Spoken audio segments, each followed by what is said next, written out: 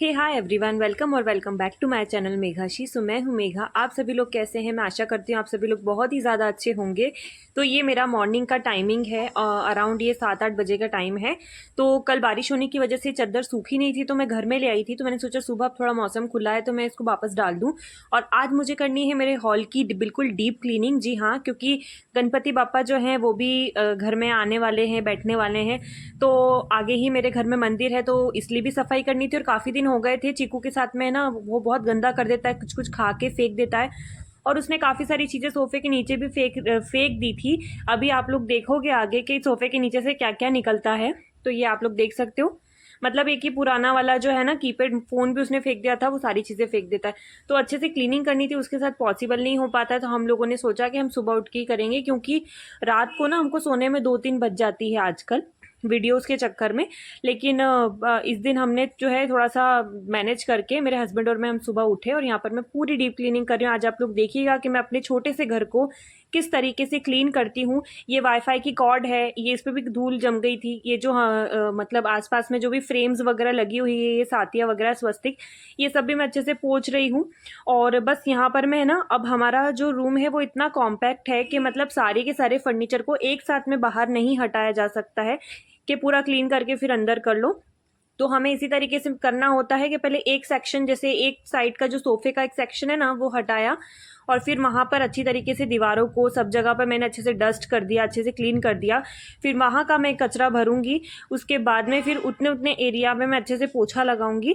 और फिर नेक्स्ट के ऊपर हम स्विच करेंगे, मतलब उसको वापस उसकी जगह पे लगा देंगे, तो जाके दूसरा सेक्शन बाहर निकलेगा।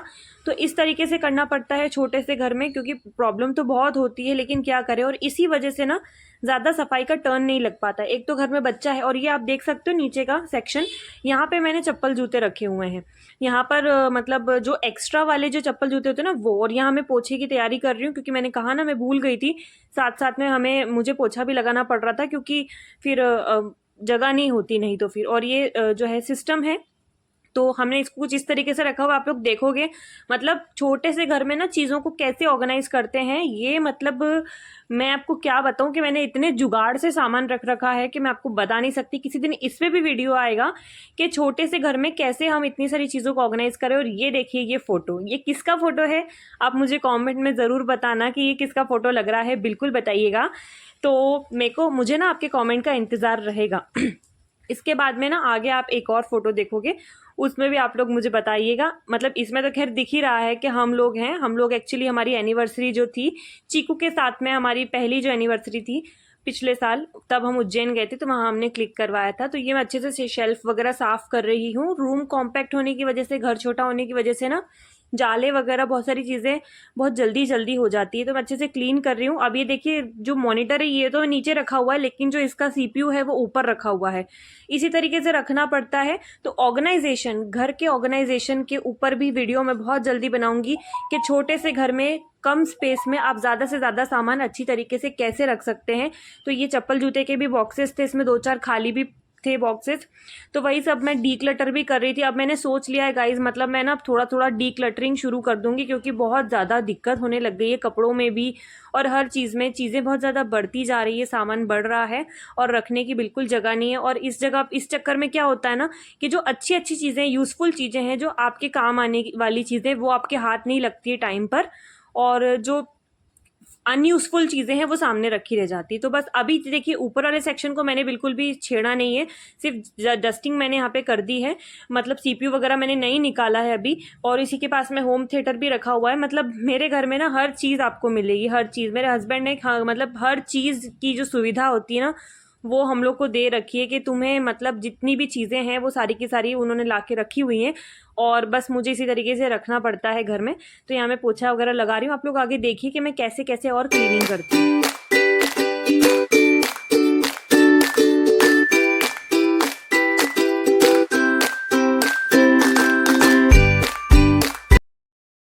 तो यहाँ पे ना गाइज़ अब ये साफ़ करने के बाद मेरे हस्बैंड जो है वो भी मेरे साथ ही थे। वो मतलब सोफ़े वगैरह खसकाने का काम कर रहे थे, सारा भारी भारी काम कर रहे थे।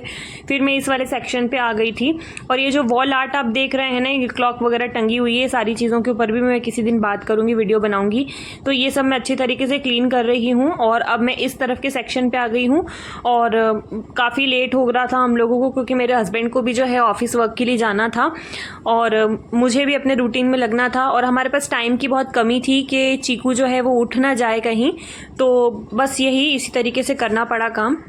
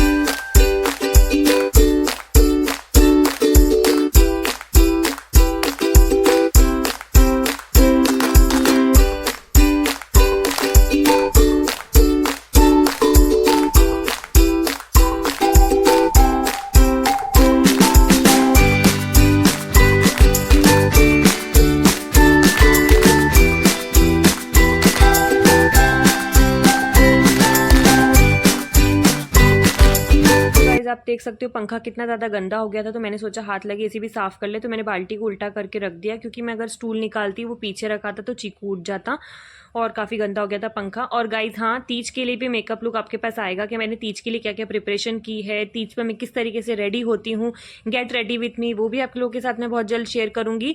और दूसरी चीज़ के गणपति जी जो हैं, अभी मौसम गीला होने की वजह से सूख नहीं रहे थे, तो वो सूख गए हैं, तो मैं इन पर पूरा कलर करके डेकोरेशन करूँगी। तो उसका भी पार्ट 2 वाला वीडियो आने वाला है, तो उसके लिए आप बने रहिएगा। उस वीडियो को भी आप लाइक ज़रूर कीजिएगा। और अगर आपको ये वीडियो पसंद आए तो इसे भी आप लोग ज़रूर लाइक कीजिएगा। और नए हैं तो मेरे चैनल को सब्सक्राइब ज़रूर कर लीजिएगा। तो बस मैंने यहाँ कवर वगैरह लगा दिए हैं। फिर मैंने फिर सोचा कि टेबल जो है इसको भी क्लीन कर लेती हूँ एट लास्ट।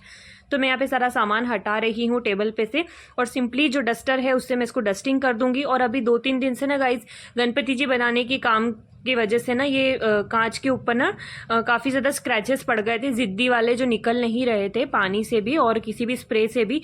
तो यहाँ पर मैं किस तरीके से इसको निकालती हूँ, तो जो सिंपली बर्तन का स्क्रबर होता है ना, उससे बस मैं इसको अच्छे से रब कर देती हूँ और नॉर्मल जो पानी से गीला किया हुआ कपड़ा होता है उससे पोंछ देती हूँ।